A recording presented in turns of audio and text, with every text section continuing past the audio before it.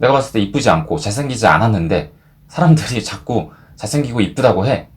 그러면은 나도 어느샌가 세뇌가 돼가지고 그 사람 뭐 이쁘지 잘생겼지 이렇게 생각하게 되는 경우 여러분들 있으셨을 거예요.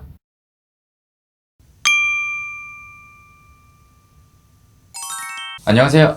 심리학 꿀팁 박기량입니다. 요즘 사회가 정말 혼란스럽죠.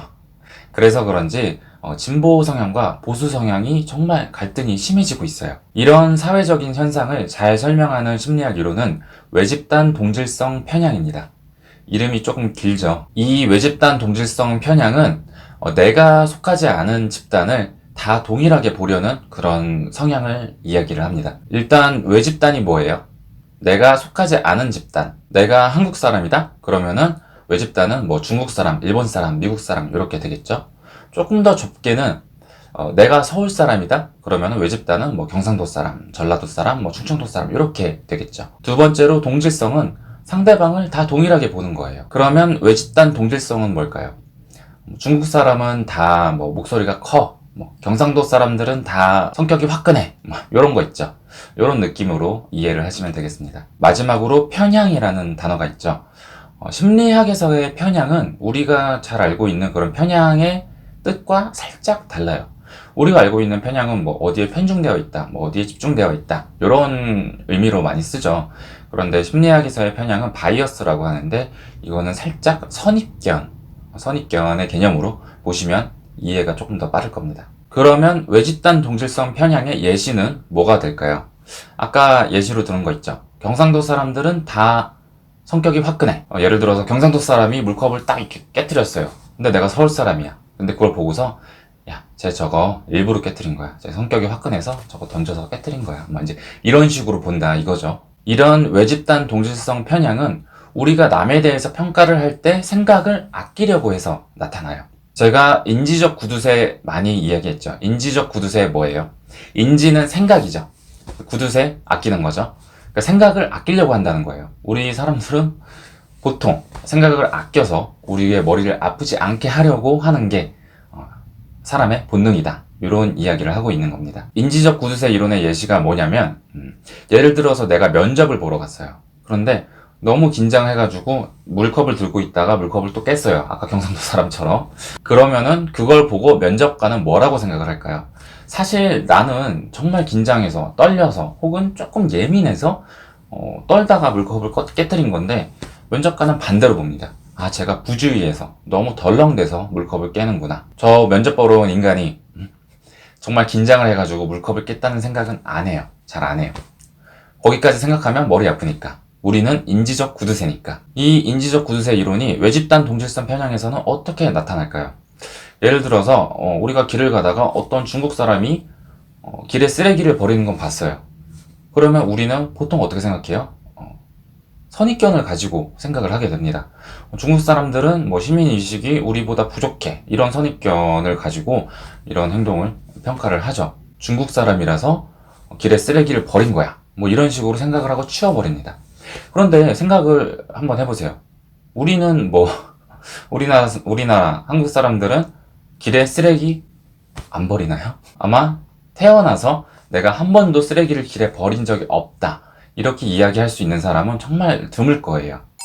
지금 보수와 진보의 갈등이 아주 심해 보이는 것도 이 외집단 동질성 편향이 가면 갈수록 그 영향력이 커져서 그렇습니다. 커뮤니티나 미디어에서 본인의 정치적인 생각을 글로 쓰거나 뭐 미디어로 만들어서 올릴 정도의 분들은 본인의 정치적인 성향이 그리고 생각이 굉장히 강한 분들이죠. 그런데 글을 쓸 정도나 혹은 뭐 미디어를 만들어서 올릴 정도로 정치적인 신념이 강하지 않은 분들은 이렇게 정치색을 띤 그런 미디어나 글들을 보면서 세뇌가 되기 시작합니다.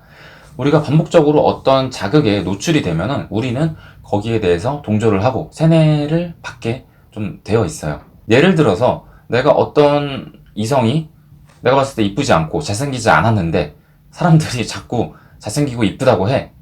그러면은 나도 어느샌가 세뇌가 돼가지고 그 사람 뭐 이쁘지 잘생겼지 이렇게 생각하게 되는 경우 여러분들 있으셨을 거예요. 이런 것처럼 우리가 어떤 특정 정당을 지지하고 강하게 지지하는 글들이나 미디어를 자주 보게 된다면은 우리는 자연스럽게 우리가 평소에 뭐 정치적인 성향이 딱히 뭐 어디로 기울어지지 않았더라도 그쪽으로 흘러가게 됩니다. 그런데 보통 이 글이나 미디어의 문제점이 뭐냐면 다 싸잡아서 몰아가요.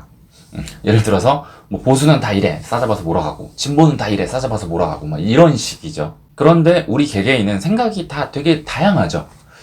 예를 들어서 내가 진보 정당을 지지하지만 북한과의 관계는 단절해야 된다.